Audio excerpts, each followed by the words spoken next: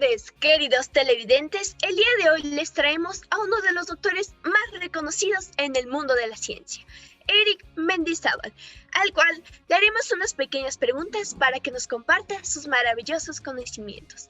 Además, el día de hoy me encuentro con mis dos colegas, Bárbara Orbea y María Eduarda Isa. Adelante, chicas. Hola queridos televidentes, les saluda Bárbara Orbea aquí transmitiendo desde el Jardín Botánico Nacional de Australia. Hola queridos televidentes, soy María Eduarda Isa reportando desde los estudios de la BBC en Londres y les tenemos una entrevista con uno de los científicos más conocidos del momento. Muy buenas tardes con todos los presentes. Me presento, soy Eric Mendizábal, reconocido doctor en ciencias biológicas, químicas y en este caso también de física. Es un placer compartir este espacio con nuestras tres hermosas reporteras que nos van a traer sin duda alguna conocimiento e información que el día de hoy yo estoy dispuesto a compartirles. Y bueno, Eric, cuéntanos, ¿cómo es tu vida en el mundo de la ciencia día a día? Dicen en la ciencia no descansa, entonces realmente todos los días es un nuevo reto para nosotros como científicos, sobre todo personalmente, ya que en mi laboratorio nos encargamos pues de este estudio de la disciplina de la microbiología, y como debe ser de conocimiento general, es muy propenso a que existan nuevas variaciones, nuevos organismos todos los días. Entonces realmente siempre hay algo nuevo por encontrar, siempre hay algo nuevo por saber, así que es un tanto interesante y eso es lo que hace divertido este trabajo. A continuación, te tenemos una pequeña pregunta. Nuestra primera pregunta es, ¿cuál es la característica que diferencia el reino vegetal de todos los demás reinos de la naturaleza? Si nos referimos exclusivamente a taxonomía, el reino vegetal se diferencia del resto por su capacidad de ser autótrofo, es decir, que las plantas producen su propio alimento.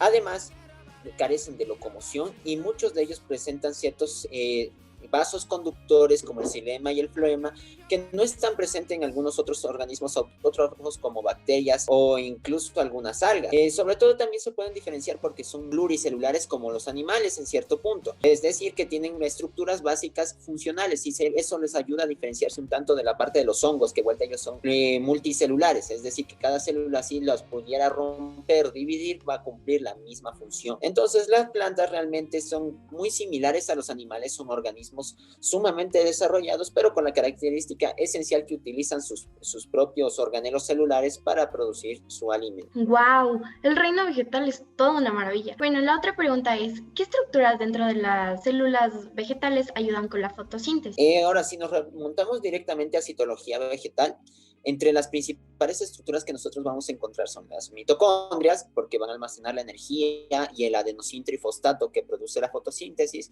Encontramos ribosomas que sintetizan las proteínas necesarias para este proceso, pero sobre todo el corazón de la fotosíntesis es el cloroplasto. El cloroplasto es un organelo de apariencia verdosa que se encuentra en el citoplasma celular y que al recibir el estímulo fótico de la luz solar va a producir una transformación química, va a traer todas las reservas que se encuentran en las vacuolas de la planta y a transformarlas en combustible para la misma. Estos son los principales organelos, aunque de hecho también intervendría un tanto el núcleo por la codificación directa ya de los cromosomas de la planta que le permite tener esta capacidad. Muchas gracias, Eric. Una pregunta muy frecuente también aquí es, ¿qué es la resina? ¿Cómo funciona? La resina no es más que una secreción que generan las plantas, sobre todo algunas coníferas, la cual les ayuda un poco a tener la misma función que el sudor en los humanos. Excretan estas plantas cuando existen parásitos cerca de la estructura general de la planta y lo que hace es atraparlos para que no vayan a llegar a provocar algún daño significativo. Entonces, la resina es un tanto espesa debido a la cantidad de aceites y ácidos grasos que se encuentran en su composición, pero es un mecanismo efectivo que ayuda a proteger a la planta de agentes patógenos que puedan afectar su desarrollo. Sin duda alguna, los científicos son un pilar fundamental en esta sociedad. ¿Nos podrías ayudar? ¿Cuáles son los elementos no minerales para el crecimiento de las plantas? Bueno, si nosotros nos referimos estrictamente a no mineral y mineral, vamos a encontrarnos un poco ambiguos, ¿no? Mineral puede ser cualquier clase de roca o compuesto inorgánico y en efecto las plantas utilizan mucho de esto, pero si nos remontamos al sentido estricto de la palabra mineral, podríamos mencionar tal vez a los abonos orgánicos, los cuales podemos encontrar directamente por muchos agricultores, residuos orgánicos de algunas proteínas como la celulosa, la galactosa y la fructosa y por ejemplo algunas veces incluso se le puede considerar al agua, pero en este caso nos vamos a referir directamente a los abonos, pues son los más conocidos en este campo. Eric, nos has dejado impresionadas. La siguiente pregunta es, ¿cómo se produce la dispersión de las semillas? Bueno, en el caso de la dispersión de las semillas es algo interesante porque las plantas, sobre todo las angiospermas, que son las plantas de semilla cubierta y diferenciadas, bueno, de las gimnospermas, que son las de semilla desnuda, lo que hacen es hacer un mecanismo de difusión un tanto interesante. Crean el fruto, el pericarpio, lo que nosotros consumimos en las mañanas, ellos lo utilizan como un cebo, para que los animales cuando quieran comer la fruta, coman la fruta y se traguen las semillas. Y como las semillas tienen un mecanismo muy resistente a la digestión gástrica de los animales, pues salen y se quedan fertilizadas en el suelo y permiten dispersarse y así propagar la especie de la planta en diversos ecosistemas. Ahora, hay otras plantas en exclusivo, sobre todo las nectofitas, que utilizan esporas para su propagación, o algunas que utilizan el viento mismo, como las coníferas y las plantas de semilla desnuda, para que al caer al suelo puedan generar nuevos organismos y así conquistar grandes extensiones de terreno. Alto, una pequeña interrupción. Si desean hacer preguntas, curiosidades o simplemente saludar al doctor Eric, solamente marcando al 000-553 puedan hacerle las preguntas que ustedes quieran y aclarar todas sus dudas. Bueno, como se era de esperar, tenemos una persona en la línea. ¿Sí? ¿Con quién hablo? Hola, buenas tardes. Habla con Adam Guerrero, de la universidad. Quería saber si es que el doctor Eric me podría ayudar con una pregunta. Tengo 5 minutos para mi examen. Claro que te va a ayudar. Dinos tu pregunta. Bueno, me preguntaba cuál era el proceso por el cual las plantas verdes y algunos otros organismos transforman la energía luminosa en energía química.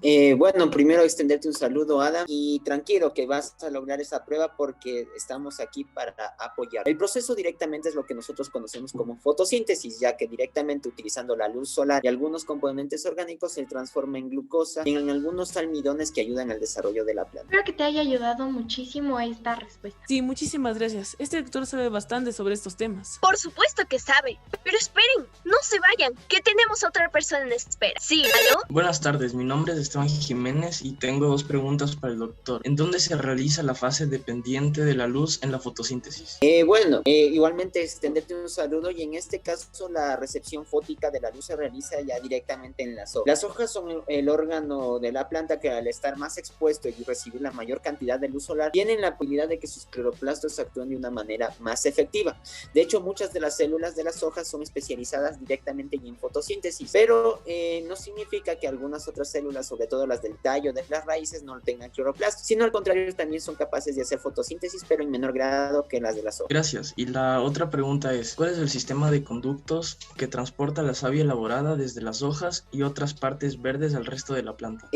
También esta es una pregunta un tanto capciosa porque nosotros conocemos de antemano que las plantas se dividen tanto en briófitas como en traqueofitas y exclusivamente el superorden traqueofita es el que presenta vasos conductores. Ahora, si nos referimos ya directamente a las traqueofitas, podemos diferenciar 2 tejidos esenciales, el xilema y el floema. El xilema en este caso llega a ser bastante importante porque conduce para la parte mineral, pero el floema, al ser un tejido un tanto más amplio, más grueso, permite la bidireccionalidad de los fluidos y permite la conducción pues de ciertos fluidos como la savia, las azúcares, almidones y algún agua que haya utilizado la planta. Muchas gracias. En serio, necesitaba mucho de su ayuda. Claro, no hay problema. Siempre estamos aquí para ayudarlos. Bueno, Eric, primero quiero decirte y agradecerte que ha sido un placer tenerte aquí el día de hoy. Muchas gracias por habernos ayudado a resolver nuestras dudas. Eric, por favor, ven más seguido. El placer es todo mío, chicas, y realmente pues yo estoy abierto a las invitaciones para solventar cualquier duda que necesiten en cualquier tema del campo científico en el que yo me especialice. Pues estaré gustoso y abierto pues de seguir compartiendo aquí con esta notable y cálida audiencia. Eric Mendizábal, estudiante en Oxford, miles de premios Nobel